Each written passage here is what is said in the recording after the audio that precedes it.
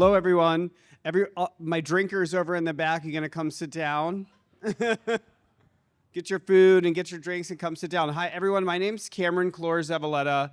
I'm a lawyer at Alaska Airlines, and I'm also a board member of the City Club here. I'm so honored to welcome you to tonight's Civic Cocktail. Super excited to introduce our topic, which is transforming transportation in our region, which at Alaska as your hometown airline, we're very excited about that as well. Before we get started, I want to share my deep gratitude to our speakers tonight who took time out of their busy schedule to come chat with us about this exciting topic. I also want to thank the Collective for hosting us, Bermuda's Media, and our presenting sponsor, Comcast. Alaska is also a sponsor tonight. And then finally, I want to welcome our moderator, Josh Brown, Executive Director of the Puget Sound Regional Council, to take it from here. Josh, I will turn it over to you. Okay. Thanks so much. Great to see everybody. Yeah, there we go. We have a great panel here. I know we have a lot of transportation nerds in the audience. I'm one. So I know I'm in good company, and I always think when I come to an event like this, is it like church or is it like school? You know, in school, the good students were up front. Jack, I know you're a really good student. But if it's church, we know the sinners are in the back. So we're just going to have to figure this out as we go along in the evening, right? Okay, all right.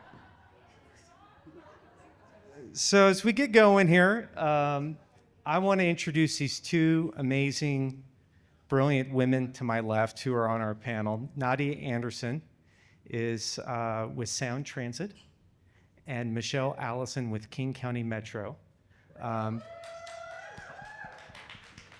Michelle serves as the general manager for King County Metro, our largest transit provider in the state of Washington, the largest in the Pacific Northwest.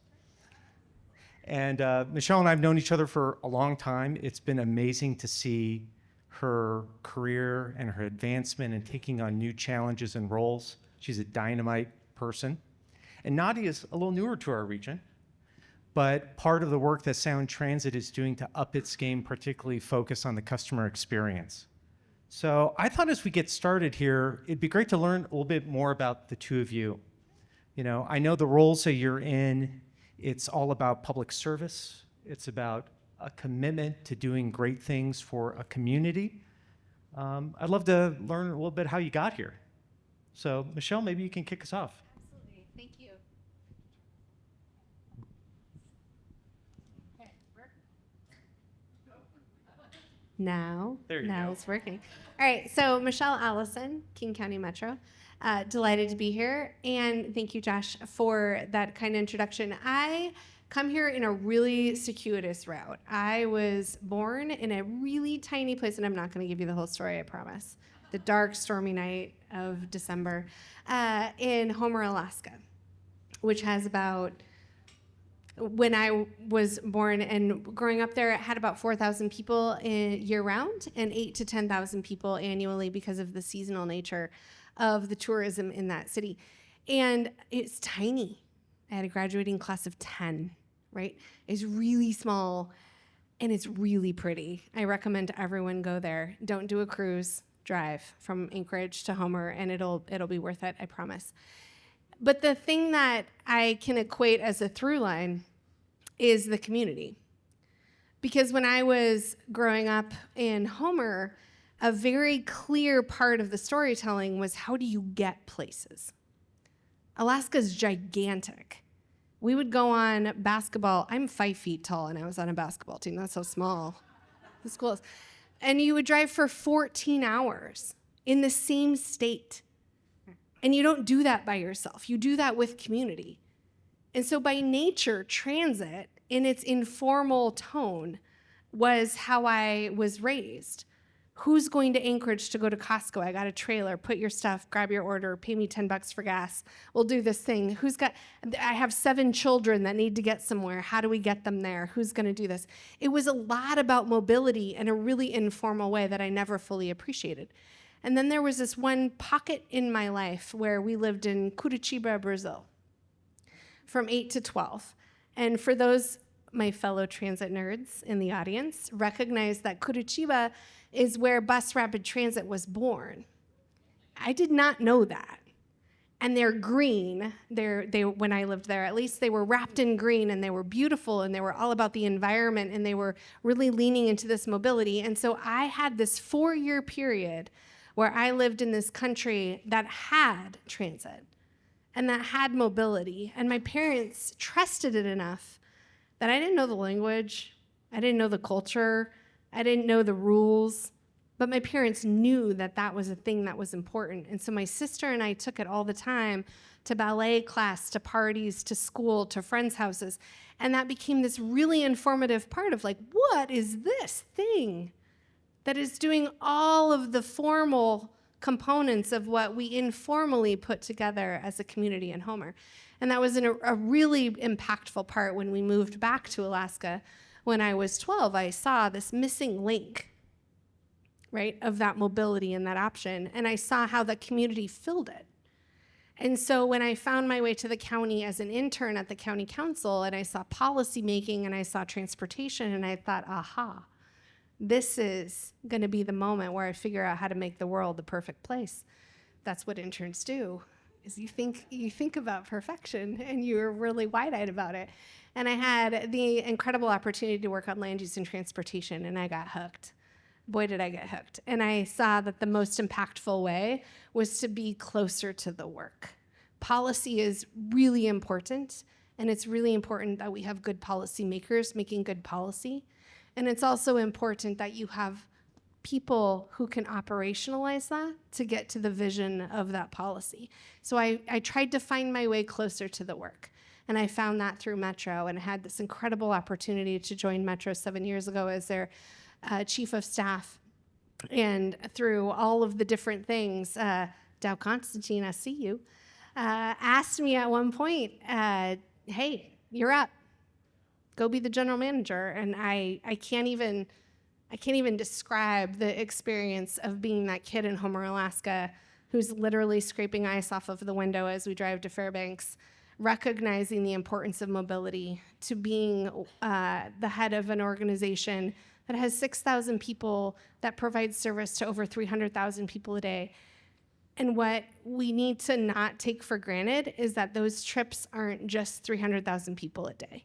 Those are people making it to school, they're making it to work, they're making sure our economy runs. We're giving them a really good living wage job. This is the fabric of our community. And so every day I get to be part of this beautiful internal and external conversation about service delivery from a public perspective. And that is what my nerdy intern self wanted. And every day I get to live it out through King County Metro. Thanks, Michelle. Go Alaska. Nadia? No one says that. Share a little bit about your background, how you got here. So I first will say I love the basketball ballet connection, also same in that bucket. My path is very similar. I say it's by accident. There were a number of things that were like happening to me that I didn't necessarily realize or put together. All that I've found have been very formative for putting me in a position to take this opportunity that is before me now.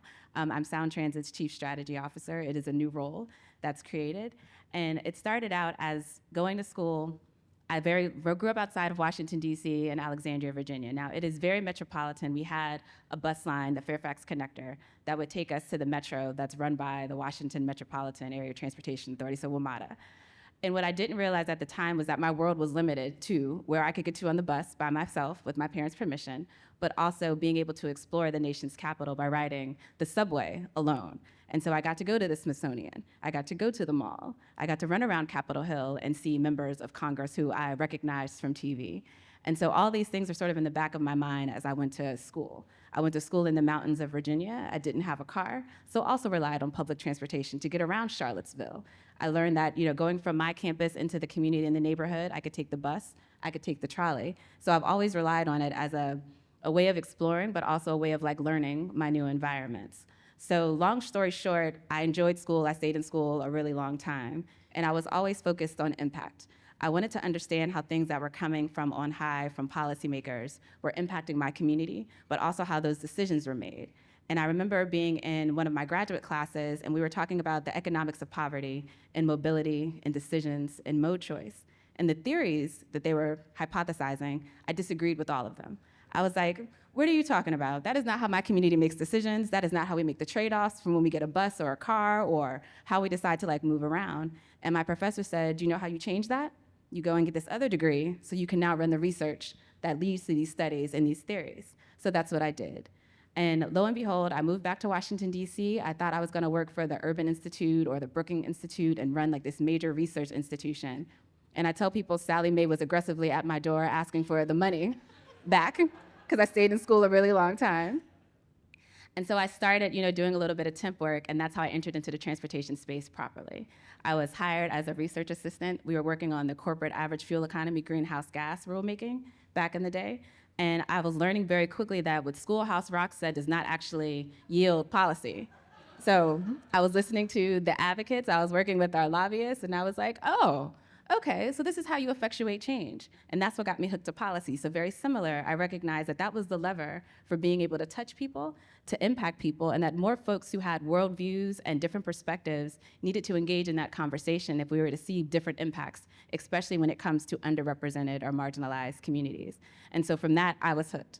I took paths that took me into tech. I worked for a number of adjacent nonprofits, a number of federations, so AAA and things, doing a lot of nerdy things.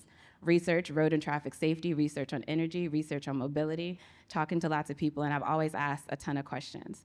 And so when the opportunity came to get into transit properly, as opposed to working, in tangent to it, I definitely couldn't pass it up. And it brought all the things that I love together, touching people daily, being able to provide options, exposing people to new things, but also being in a position to sort of solve problems, address issues and opportunities in a new way. So as the strategy officer, I get to be, the puzzle put together. I get to ask questions. I get to do research. I get to engage with people. I get to make sure that the things that we're thinking are going to play out the way that we think they are. We get to make tweaks, but also to tell the story about how transit is different than a lot of people may be thinking about it or presuming it to be, but also continuing to grow and evolve with our cities and our communities to make sure that we're meeting the need and doing so in a new and different way. So that's sort of, my path as well. Also very nerdy, also very, lots of little pivots and turns along the way. But it all made sense in the end, so I won't complain.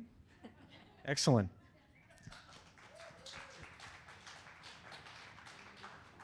So I thought at the outset here, maybe we'd have a little bit of a level set. Pre-pandemic, the Seattle region had the fastest transit ridership growth in the nation by virtually every measure. It was off the charts. It was incredible. And then we know what happened during the pandemic. So, we've had a lot of folks prophesize different things about our downtowns, about transit service. Let's have a level set. Where are we today? How has transit ridership changed? How are your agencies responding? And where we are in terms of ridership growth in the system. Michelle? Yeah, thank you. So we're definitely still in that space where we're inviting people back onto the system. And every year we see growth over growth. And last year, I am really pleased to say we saw 12% growth in the entire system, which means we were the second largest transit system in an urban environment for growth. That means people want our service, right? 12% is a very good number. We're at roughly 300,000 riders on the weekdays. We were at 400,000 before in 2019. I struggle with that comparison because everything is different. It is not a fair comparison. It is a data point and a moment in time. But what Josh's second point of his question is the right one. The travel patterns have changed. So people need us differently, and we need to provide that service differently to get those people back onto the system. And I think that's a really incredibly important part to both inform the choices we're making and also for a comparison component.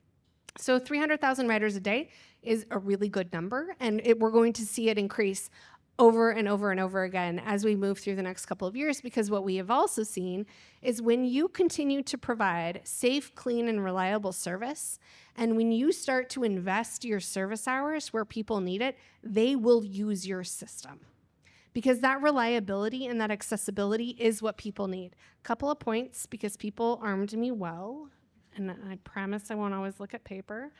But a couple of points that I think are really, really interesting is in 2019, when you asked people how they use transit, 54% of folks mentioned work. And then 16% mentioned fun, and 2% mentioned special events. When we asked folks last year how they used transit, 48% were work, 31% were special events. People are using transit differently, right? I'm using transit differently. People want a Tuesday 1:30 trip just as much as they want a Tuesday 8 a.m. trip, right? We want an all-day network with frequency that meets our lives. If I'm going to provide service that meets people where they're at, they need to pick up their kids, drop their dry cleaning off, go to work, and get home in the same way, right? And that's the kind of service we need to provide, which means an all-day network. And we knew that in 2019, but we still had these really high peak service. We had high AM and high PM, but we didn't have that day connection. And now people are saying, I will use you more, and I will use you regularly if you get me that all-day connection. So we're seeing that very, very clearly in our system. Another case in point is this last September, we were able to reinvest 150,000 hours of service. That's our currency. It's like the monetary commodity of transit is service hours. And we were able to reinvest 150,000 hours. That's a lot for a transit system, in conjunction with light rail coming online and rapid ride. And in every single space where you saw investment in frequency, you saw investment in ridership, which proves the point. People want it to be convenient to meet their needs. And so when we're able to deliver it, they're in kind delivering us their loyalty and their commitment and their service. And that's what we're here for. So we have a lot of work to do. The thing that I love the most about this region, they actually want transit, right? Like when you go to other parts of the United States, and I do, and I sit in these conferences with other transit colleagues, Texas, they're cutting their funding willingly. Their boards are cutting or threatening to cut their funding for transit because it's not the essential fabric of their neighborhood, as we see it is here, where people are willing to say, I'll pay $1 more for that if you give me my 1:30 on a Tuesday, right? So that relationship and that exchange is incredibly real in our region. And what we need to do is find a way to meet it faster, because that's the appetite people have. Give it to me now, please, or tomorrow, please. Don't make me wait 10 years, right?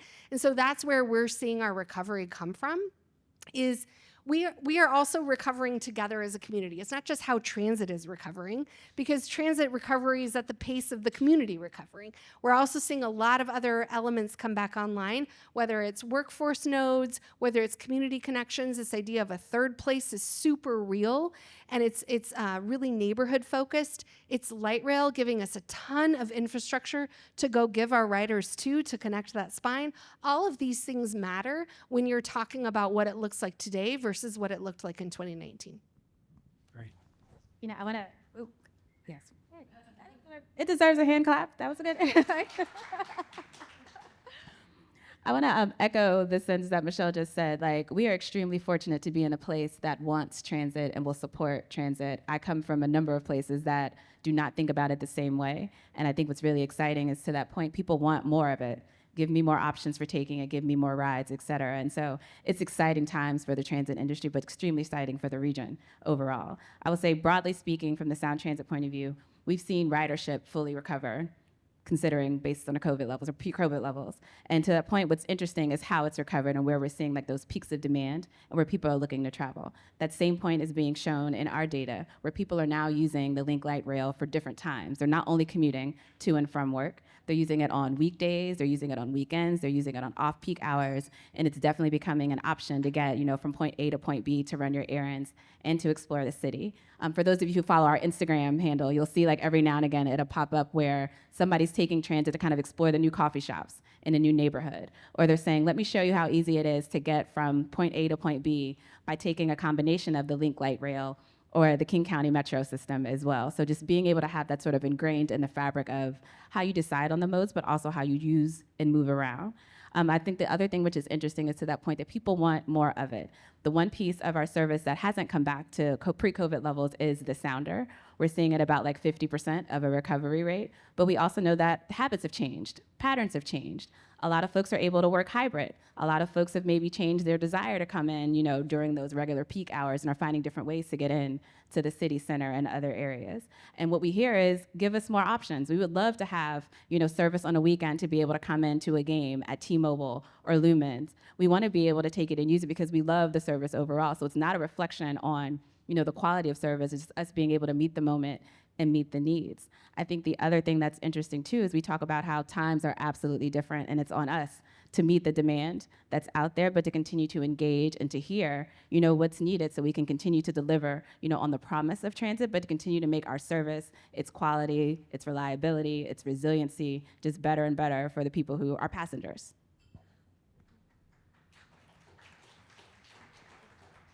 Both of your agencies are in the midst of amazing transformational efforts, big initiatives. The two that immediately come to mind for me, system expansion and electrification. Tell us a little bit more about the things you're working on and what we have to look forward to this year. Nadia, you want to go first? So as mentioned, I'm brand new, Seattleite. I paid rent twice so far, so that tells you how long I've had like my official residence. And when it comes to expansion, what I'm most excited about is that just 6 weeks from now, I get to attend a station opening. And if you've ever attended a station opening, from the pictures I've seen, I absolutely It was all because of you. cannot Nadia. wait.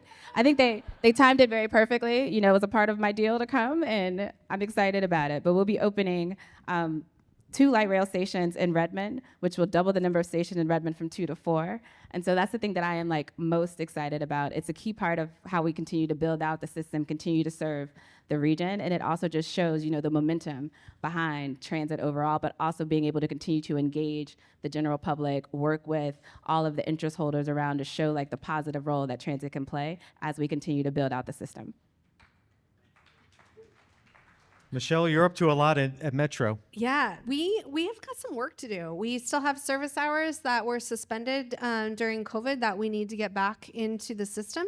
That's not an inconsequential loss for our riders who really want some service back in their neighborhoods. So we see you, we hear you.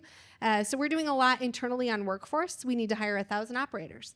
That's hard. That takes a long time, but we're focused on it. We hired 500 last year. We know we can do it. And we're also equally as excited as Sound Transit launch. Whenever they open a new station, it means opportunity for us, because we're an integrated transit system. So when they provide a consistent spine for us, we say to that neighborhood, we're going to make some connections you never had, or we're going to make your connections better, because Sound Transit's doing the workhorse for us. And so each one of those station openings is an opportunity for us to look at those neighborhood connections. And we also have some rapid ride coming. People may have experienced the G line opening, some I line groundbreaking, right? These are really big. We cut a ribbon and we throw some dirt, but let's be really clear about the benefit and the impact and the generational change it means to those neighborhoods when you actually invest and launch hundreds of millions of dollars in infrastructure that stays. And you can make life choices around that. And so we're going to continue to do that. And we're going to continue to do that in the coming years with these different lanes that we have coming, with the I-Line being the groundbreaking there happening, as well as we're seeing a lot of really good use of the G-Line. But what we're really laser focused on is getting that service reinvestment that we need for the public back into the system. So each one of our service change, we have 2 service changes a year. We try to really focus on what more service we can put back, whether it's frequency, whether it's new connections, whether it's just something around the margins, around a schedule change or an adjustment. They have benefit to the public. And so we're working really hard to see how we can expand our capacity as much as possible over the next coming years. So I know both of your agencies are confronting a lot of headwinds. That's the term I'm hearing a lot of people say. Federal headwinds, well, maybe we'll call it something else. We got challenges down in Olympia. We've all been kind of following that the last couple of days. And of course, all those challenges ripple through down to the home front. So I'd love for you to just share, with this audience that really cares about transit service, the scale of the headwinds, how you're managing them, challenges that maybe you never thought you'd have to confront that you're trying to manage around today. Yeah. So I'll jump in on that one. I think the way that we are working to manage it is sort of by maintaining a good level of flexibility. We say keeping your knees flexible so you're not knocked over by anything and able to adjust. That's sort of what's coming. We know that there are a lot of things that are happening in the economy, in the environment overall. We also know that it's a new administration and they are working based on their priorities, which sometimes may or may not align with some of the directions that we were going in before. So it's just making sure that we are very thoughtful and that we're continuing to stand by our values and deliver for the service that we want for our riders, continuing to build and operate as well. I think on the factual point of view, what we've seen reductions in force across the government. And as industries that work very closely with government, we know this is going to challenge maybe the speed at which some of the requests that we have get in are addressed because there's just not the people there to do it. So we have to be very flexible and extend grace both ways when those things happen as well. I think when it comes to the state environment, also recognizing the environment there when it comes to the budget. So making sure that we are thoughtful about that, being innovative and creative to make sure that, again, any of the headwinds that may arise, either unknown or known, don't necessarily impact any of the work that we have underway or the work that we have slated to come in the years to come. And I would add, I appreciate the bend at the knees. I'm going to totally steal that from you. There's a couple of components. There's the federal stuff that's so uncertain and it's chaotic and it can become distracting. And so our job is to be mission driven. The chaos is going to be chaos. We have a job to do as local service providers, right? That is the expectation. That's the contract we have with our riders and the folks who pay into the system, the taxpayers. And so just to stay laser focused on that, because that hasn't changed, and that's very real. The state implications are becoming more clear, and they will have impact on us. And then there's also local implications. We see a softening economic forecast. King County Metro, 85% of our service is funded by sales tax revenue. It's incredibly volatile. And so we see that. We acknowledge it. We're okay today. We're okay tomorrow. It might be harder in the years out. So we'll plan for that. And we'll be mindful about it. I think Nadia's point is an incredibly good one. Choices made at each of these levels of government will have impact. They will. And so we need to transparently articulate that to the folks who need our system. Projects may be delayed or slowed down, and yet we are a mission-driven organization whose job is to deliver that service every day. And when we need to adjust or change course, we will, and we will include people in that process along the way. But I think it's also really important to see the work that we are doing and not just the fear of the unknown, right? I am not a Pollyanna person, and I don't believe in that, but I'm also way more motivated by hope than fear. And I love living and working in this region because we have dedicated both elected officials all the way through our state to local government and our institutions themselves that believe in the work that we do and the connectedness of us as a community and the support that we have in delivering the service that we deliver. And I am incredibly motivated and buoyed by that. And so I will continue to provide that clarity to the organization and to our partners. We're gonna figure it out, and there's gonna be bumps along the way, and there's certainly a whole lot of chaos involved right now.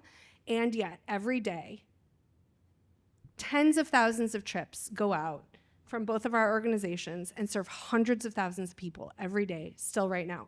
And that's an incredibly comfortable and comforting thing to see when you think about the uncertainties that are facing us, is to really ground yourself in the work that we're still doing and the service that we're still providing, even though there will absolutely be tough choices that we have to make, and we will need to make them transparently so the community understands the trade-offs.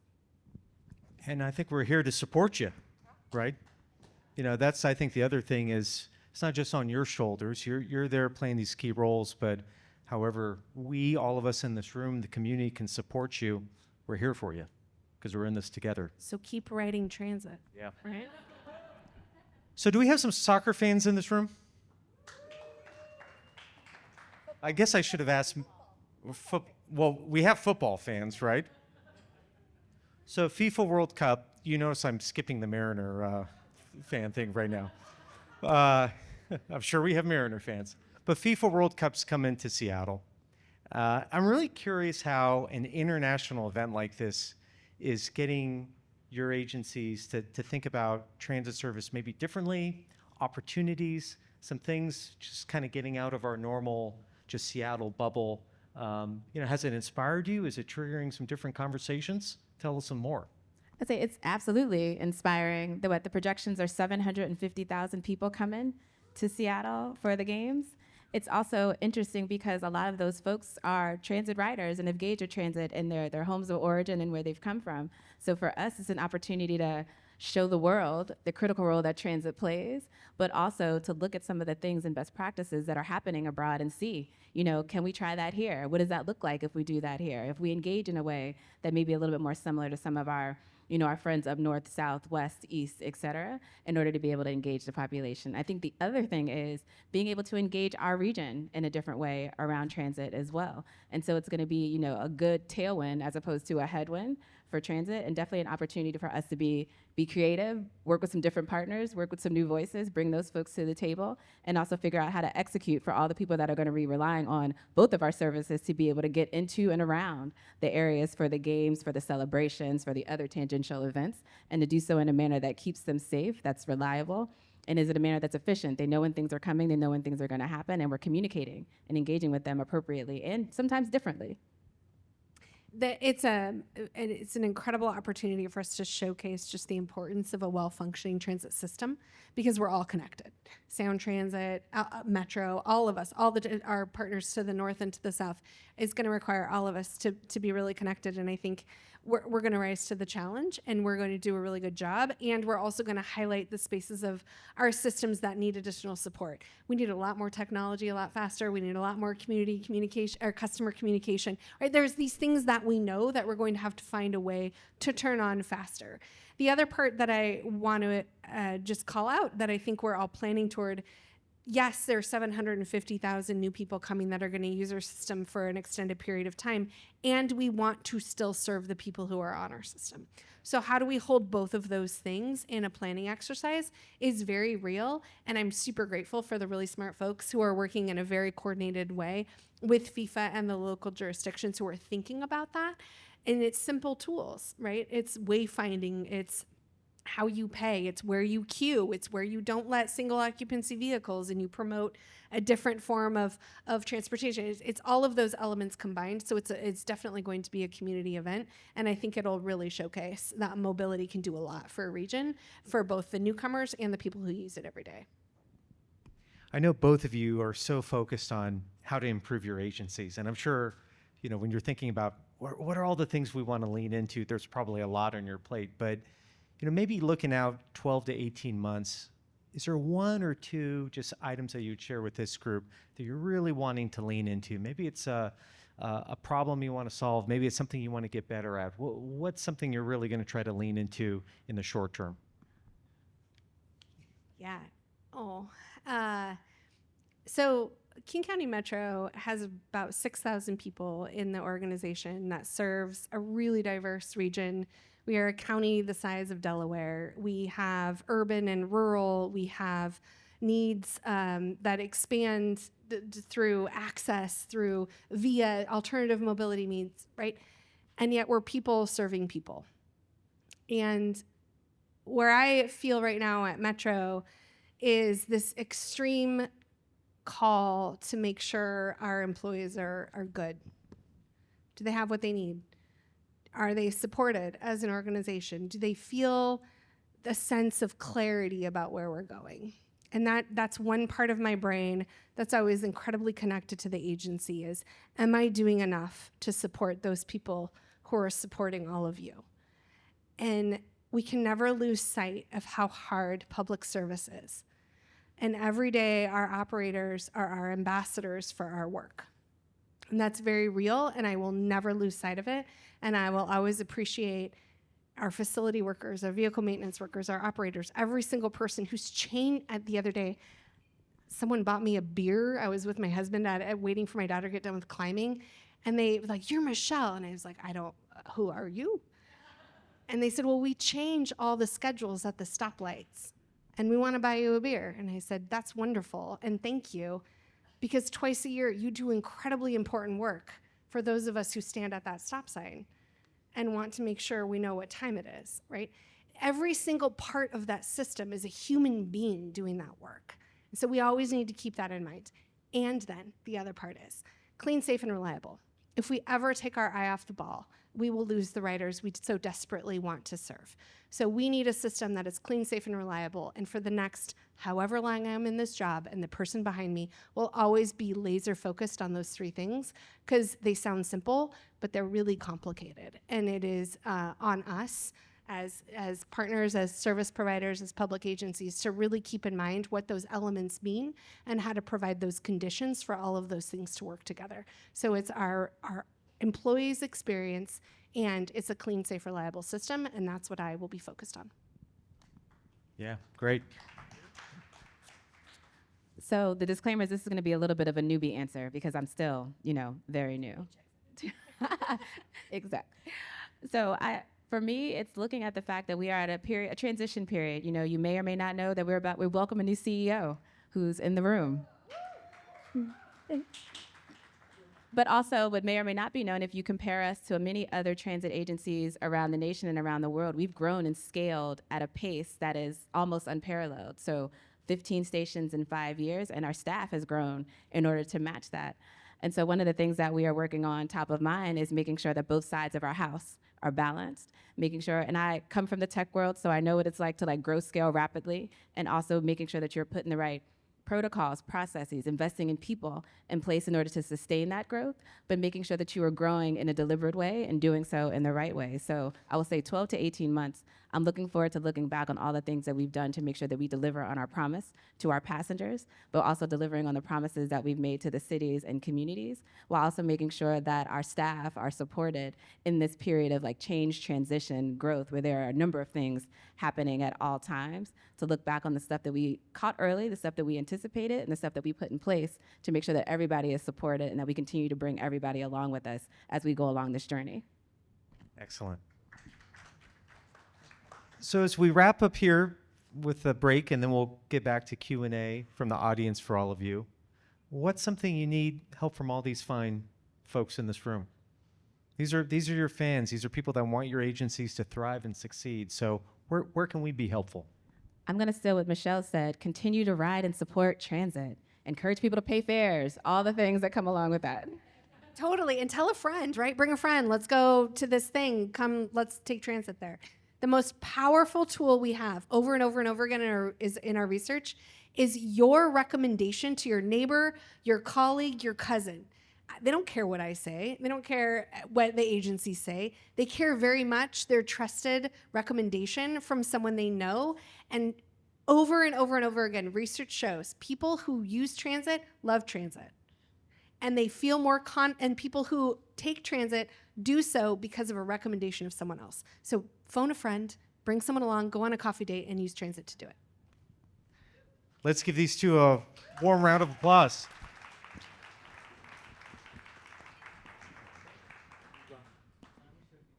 So we do have a special guest. He's been hiding in the back of the room. Dow, get down here. In fact, Jeff, do we want to, maybe we'll bring up another, yeah. Get over here. So, check 1, 2. Yep. You go. So, Thanks. nice, get up here. Do you want me to come up here? Yeah. No. Sit down. Yeah, come join us. We can be casual if you Have want. your chair? Yeah. Okay, Yeah. this is We'll, great. we'll get another one here. So, you found your way here. I did. I actually do have a planted question for Dow here to get going. How does it feel to be a former elected official? It's really weird. I mean, how many hours has it been yeah, after less how than many 48. years? I was elected to the State House in 1996, and I handed over the keys to Shannon Braddock night before last. She's brilliant, and she's going to lead us well. But it's a moment of adjustment for sure. I'm having a hard time kind of letting go of all those decades of work as an elected official. I mean, when you go to the grocery store. Oh, they'll still complain. Don't worry. Just, you're like, I'm not that guy. That's, you can Yeah. blame your brother now or Yeah, something, I guess, right? exactly. What are you most excited about in the new role at Sound Transit? I mean, first off, it is thrilling after this career in the House and the Senate, County Council, and then 16 years as executive to have a new chapter.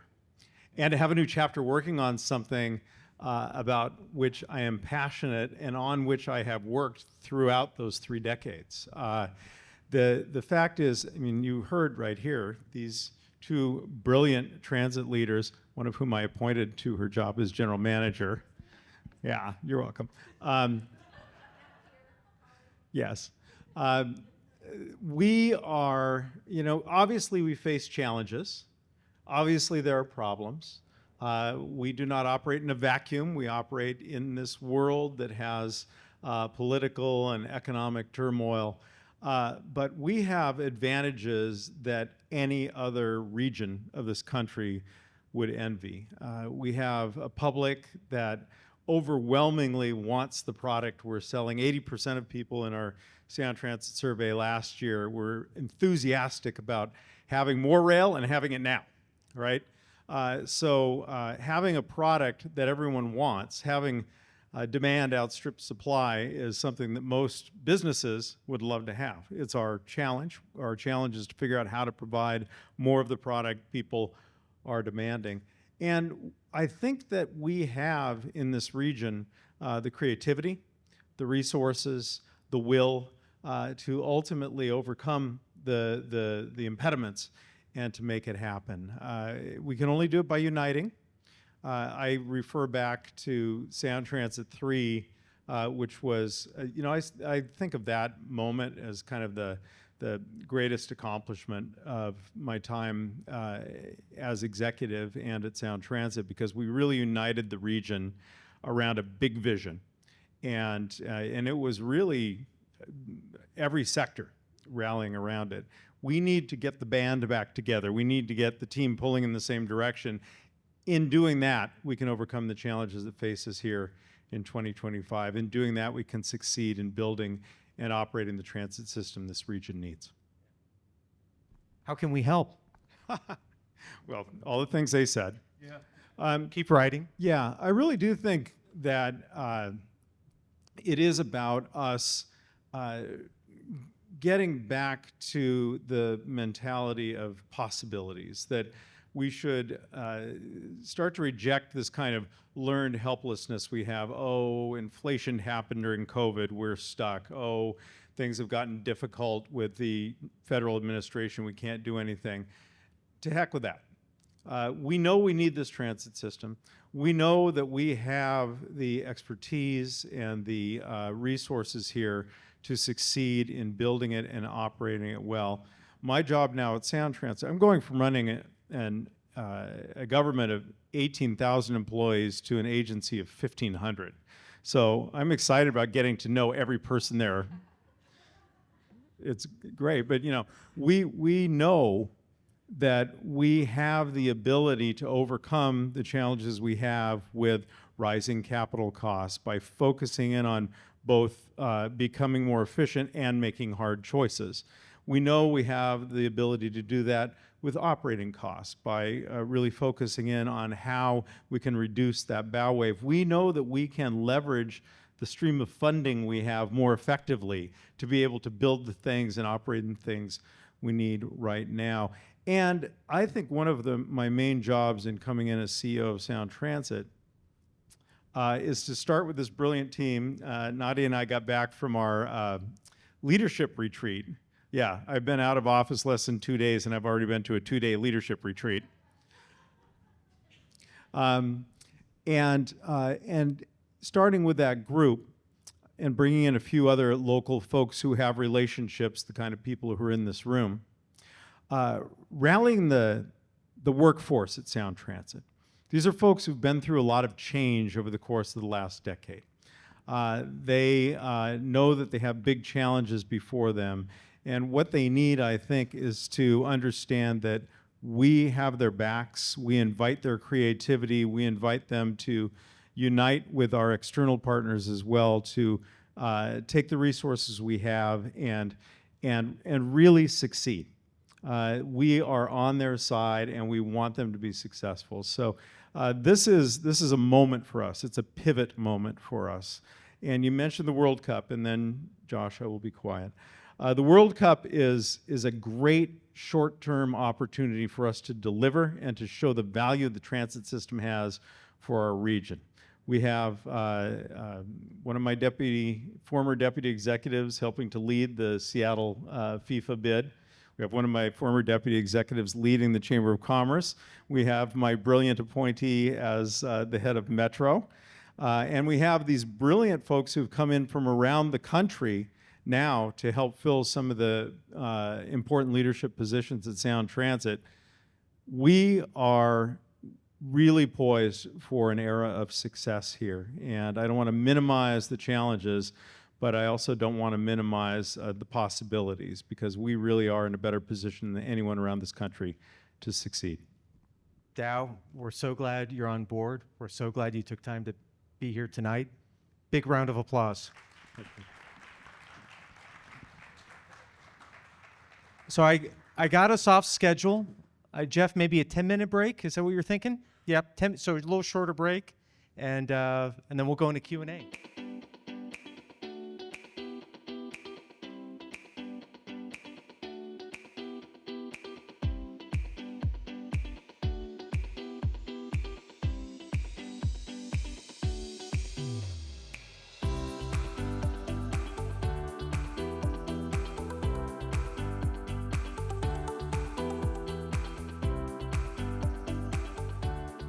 Comrade. All right. Well, I'll start with what may not be the most popular thing to say in this room, but It's okay. There's definitely an elephant in the room which hasn't been addressed, which is whether it was appropriate for Dow Constantine to be appointed CEO after appointing several Sound Transit board members. My question is not about that, but I just wanted to make sure that that was addressed. My question is about Sound Transit 3. Puget Sound Regional Council data in the 2050 transportation plan shows that even after a full build-out of ST3, Sound Transit trains and buses will only carry 3% of the region's trips. I would just like to hear one or two reasons why it's appropriate to continue with the plan that's over budget and will not increase transit ridership significantly. So, Conrad, that question's for the moderator, not the panelists. Okay, all right. So, first, I don't agree with your characterization. You know, the characterization is by saying, if you look at all regional trips, a small percentage are transit trips, thus why ever invest in transit? I mean, that logic doesn't hold water. And if you think of downtown Seattle, it's a perfect example. If we didn't have downtown Seattle served by great transit service, the streets would be gridlocked. We wouldn't be able to add jobs. So the whole concept behind building a regional rail system is to be able to get capacity to the right places where you need it at the right times. And, you know, somebody that's lived in the region over 30 years, I can tell you personally, we absolutely would be better off if we would have built the system back in the late 1960s and the early 1970s instead of having heavy rail built in Atlanta. So we're playing catch up. But, you know, the facts kind of get twisted sometimes that, you know, because such a small share of transit trips are the total number of trips, that somehow we don't need transit service. But, you know, I think the complete opposite is true. So, no, let's mix it up here because I think we want to let everybody have some good questions. So who else is out there? Yes. Hi there, my name's Kim. I'm a transit rider. I'm a big advocate. I've been riding since I was 15 years old. I'm excited about the expansion. A question that comes up a lot in the policy forum is around the relationship between transit and housing. And what I want to just pose is, where do you see the future is within your two agencies to help carry out, you know, that dynamic to a greater degree to provide more supply for affordability around all of our intermodal stations? Yeah. Great question. So I'll say a very close relationship between transit and housing. So being able to do joint development or transit-oriented development around like newly built stations, but also thinking and looking at our city spaces and community spaces and reimagining them to sort of fill some of the gaps that may exist and be able to serve the needs of the community. I would say moving forward, it's continuing to be very, thoughtful about those opportunities, continuing to engage the communities that we are maybe building stations in or expanding to see what their needs are, empowering those communities to be able to engage and advocate for what it is that they need, not only when it comes to the transit service, but maybe to other things that are missing from the community's fabric, if it's a grocery store, if it's a laundromat, et cetera. And then us as an agency figuring out how we can play a role in being supportive of that and using either the resources that we have or even using some of the human capital that we have in order to be able to help make some of those ideas come to life, but also support the community throughout that process, even if it doesn't directly always touch the service that we are providing or the stations that we are building or some of the other things that we're doing, like in tandem with some of the builds and construction that's happening in those areas. And I would add, there's some really interesting conversations at the state legislature and local jurisdictions about how you incent that development, and that's also the power of the bus, because we can move our system to meet where sort of those developments go. And as you look at the growth patterns and the affordability of the county, this is another area where you see that need really clearly. It started in one spot and now has moved really to different parts of the county that maybe we didn't anticipate. So now we need to go invest service. And there's this cyclical conversation, the chicken or the egg, right? Which comes first? Do you put transit there to grow, or do you build housing there to do the transit? And I think there's a really good conversation that says you should do it together.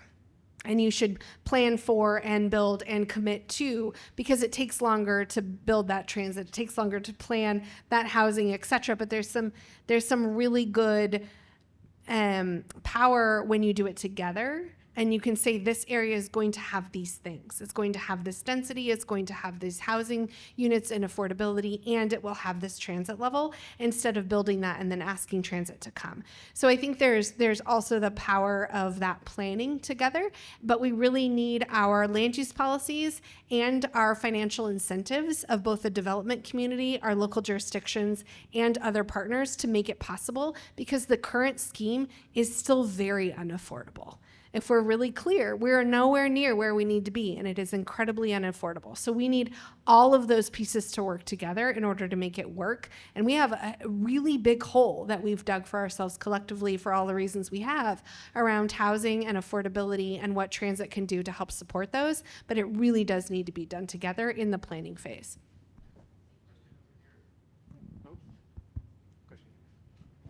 Hello, Cardin Johnston. I live downtown at the market, and I use the system kind of recreationally.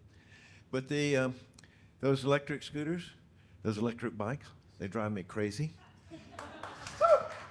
But they are getting more and more popular, and they're going to be used more. And I'm wondering if there's some thoughts about integrating those into the system, including those. And I think of, I don't know what's happening with it, but from the 520 bridge to the University of Washington light rail station, seemed like there could be some better communication than walking there. So it's, are we including other systems other than just buses into the long-range planning? Thank you. That's a great question. We consider ourselves to be a mobility agency at Metro. So buses are part of that, obviously the most visible part. But as you talk about, there's a lot of different types of mobility. So yes, we work closely with those agencies. They're not part of our system. We don't control or direct them, but we absolutely encourage and give them data, received, et cetera. And so we can always do a better job at identifying where those needs are. It makes sense to me that the 520 and the University of Washington connections have higher usage. You think about the population that's using those different mobility devices. And we are thinking more and more as an agency about hubs and what hubs look like and what should be available at hubs. And you think not just downtown Seattle, but you have these big nodes where there's connection points between light rail. You have different growth spaces in downtown cores like Bellevue, and they need different things. And one of those is the consolidation of these different mobility services, so you can hop off of a light rail or a bus and you have that last mile connection. So we need to do a better job at continuing to incent and plan for, so those hubs actually have those finishing pieces. Got a question in the back. Yes, hi. I have a confession. and I have a historical comment, and I have a question. My confession is I think I owe you $350 because I forgot to buzz on my way out to the UW last week, so I'll pay up. Fair enforcement only started this week. Historical comment, my father was born in 1923, and he lived on Mercer Island when he was in high school before there was a bridge, and he took a ferry to go to Garfield High School. And we have kind of come a long ways in that amount of time, although maybe the ferry schedules are not as reliable. But I feel this presence of growth in Seattle from thinking of that day back in the 30s. My question for each of you is, what's the biggest mistake your agency has made in moving forward with the grand plan for transit? And you're not off the hook because you would have known all this before you took the job.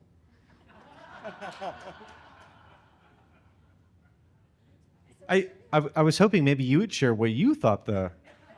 No, okay. Yeah.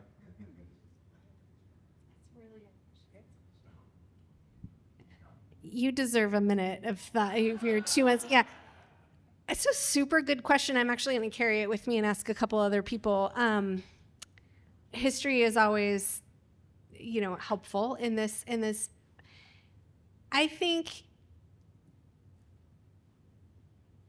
as a region, collectively, not just the city of Seattle, but the county, to not invest consistently in service and in connectivity, and to prioritize it for workforce instead of community was a mistake. And we did it for all the reasons. We did it for economic reasons, workforce reasons, planning reasons.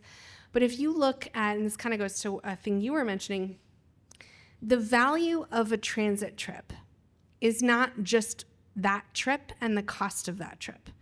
It's what that trip is actually accomplishing, allowing, or making possible.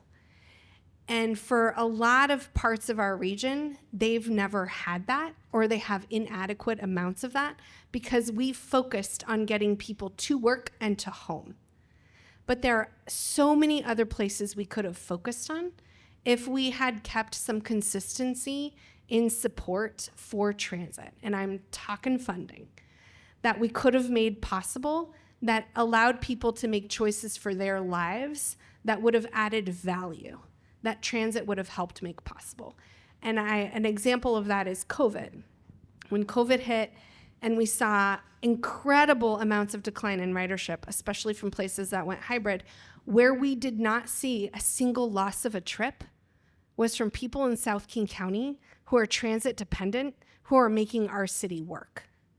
And that to me shows that we've underinvested for decades in spaces that needed more investment. So I would offer, that's my initial reaction, is this consistency and application of the work that we do for the value for the people beyond one transit trip.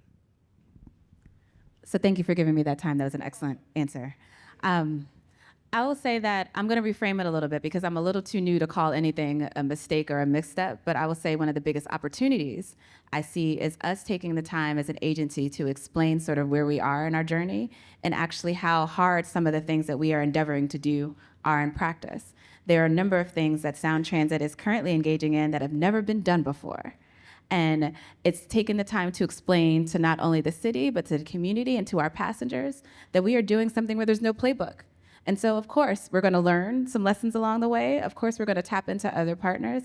And of course, we're going to do our best to meet things. But at the same time, too, it is going to be a process because there's nobody that we can call for guidance or help, and that we are relying on our neighbors, on our communities, on our staff to figure it out. So I think there's a lot of opportunity to talk about what it is that we're doing, why it is novel, and also to put a finer point on the benefit that we see happening and the benefit that's going to be the outcome for our passengers and for our communities. All right, I like that last question a lot. I'll pick up with it. Christopher Miller, live in West Seattle, ride the 21, ride the 560, ride the Link. So I've heard a lot, both of you agreed that safe, clean, and reliable transit is key. I totally agree. I hope we could agree that maybe there are good days and bad days on that front as we experience this. And there are some real failings, right? With dirty buses, with unsafe stations and service that can sometimes not be quite so reliable. So to each of you, could you each speak to a specific failing in service delivery that you have identified and are encouraging either your team or other teams to work on, and what kind of progress we might expect to see in the short term? Two come to mind real quick, and thank you for that. That's real. We live in a really dynamic environment. Not every day is going to go well. Two things that I would note. One is on service delivery. When we in 2023, we noticed that our reliability and our service schedules were falling well below our targets, and we were missing trips, and a bunch of people were standing at bus stops, and those buses were never coming, and it's incredibly frustrating, and you lose riders faster when they can't actually get on your system or rely on your system. So when that reliability went, I was relatively new in this position, and staff came to me and they said, look, it's causing stress on our workforce. You're having a ton of overtime. Your dispatchers are working real hard out the window, but they can't. You just simply don't have the workforce, and your riders are mad. Your customer experience is poor. Like, we need to get this. You need to suspend service.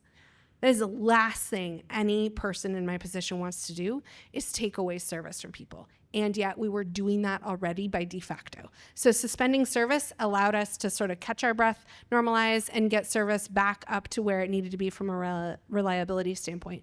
And we're really, really close to meeting our goals, our targets, which are incredibly high in the 99% range. And so we're every day we're making progress on that, and we're moving the needle. The second is on the cleanliness. We historically have had like a really routine way that we took care of our 11,000 stops and stations and whatever. And we would go, and one day you do a thing, and then the next week you do it on the same day, but it's a much more dynamic environment. So what we challenged our facilities team was come up with a way where you see that overflowing trash can or that office chair in that bus shelter once. You report it in, and the next day it's done. Tell me how you're going to do that. Because cleanliness and safety are cousins. They're incredibly related. If I stand at a bus stop and it feels cared for, I feel cared for. I feel like there's activation of space. So we said, give me a model by which you can try it. So we're trying something on. We're doing a pilot program. It's called our quality assurance team. Response team, and they're deploying staff differently. They like actually outfitted trucks differently. It's super nerdy and cool. And they put all the different equipments, painting equipment, power supply equipment. And so instead of getting 3 different work crews, you get one on one truck and you deploy it. And so this is a pilot program that we're doing. And what we're saying is, if a customer response, which we review every day, or an employee, or you yourself out in the system, you see something and you report it in, it better take you 24 hours before you clean it. The average before, embarrassingly enough, was 22 days. That is a huge curve. And we have seen that by doing that, our customer survey response have improved by 10% points on cleanliness. That's incredible. And we're not there yet. We have a lot of work to do. Anyone who uses our system knows we have a lot of work to do. But that's the type of thinking our teams have the answers for. They just need the space to try it on. And for one of the answers to the questions I was saying is, try something on and making a mistake is way better than not trying anything on at all. And so I would like to create an environment where people just try on solutions over and over and over again, especially when it comes to cleanliness and safety and reliability. And just to speak very clearly to safety, we will always be working on how to make our system safer. It is never safe enough. It is safe, and it can always be safer, right? And so this acknowledgement that safety is your anchor tenant, both for your employees and for your customers, means you're always going to be doing something about it. So I could talk for hours and hours and hours about the safety component, but it is always something we're really laser focused on. But those are 2 good examples of really recent things we've done. And the one example that I'll add to that is along those same lines of what you can expect is us to continue to get better at those things. One thing that's top of mind for us at Sound Transit is how we respond when something goes wrong and how we're able to make sure that we can get our passengers back on their journey. Some of the things that happen are out of the control. Lightning striking, one of the vehicles, puts that vehicle sort of out of commission. How are we able to respond to the passengers, safely get them onto another mode of travel so they can continue along their journey? And other things are making sure that we are paying attention to some of the other things that may be inside of our control that may cause something to go wrong to delay a trip or a train to not meet its schedule, and making sure we're continuing to close that delta from when we know something is going on and we're able to sort of take action, but then also continuing to be very engaging with those passengers on the platform so they know what's going on, so they have the information about options of what they can do. And to that point, like experimenting in that space. How do passengers respond to information? How are they getting their information? What's needed? Do they want somebody to come and let them know that the train is delayed and how they can get around? Are they preferring to have a text maybe sent? Are they looking for us to have signage and posted? So you'll see all types of experimentation, keeping the passenger centered, but also working on new ways to communicate, to educate, and to engage, and also reduce that disruption as quickly as possible. I think we have time for one more question. Jack, bring us home. My name's Jack. I'm a transit rider in Ballard. Michelle, just a moment ago, mentioned fare inspection returning. So I want to first praise Michelle and her agency for doing that, and then move around to a recommendation.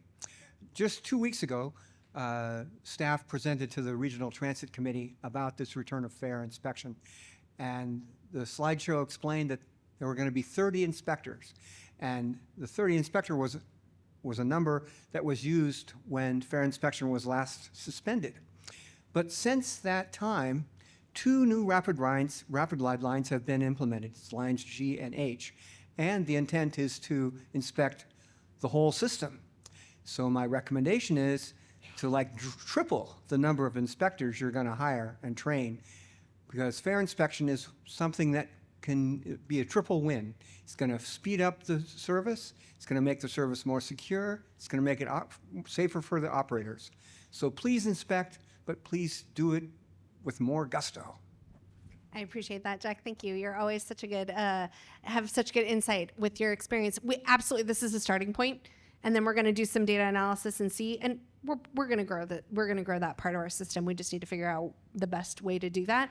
Our fare inspectors also work as transit security officers, so we're taking a portion of our transit security officers and training them on how to do our fare enforcement program. So we're starting with 30, and we'll see where we need to go from there. But your point is very well taken. We are not smaller, and we are not less dynamic than we were before. So we need to meet pace there. Let's give Michelle and Nadia a big round of applause.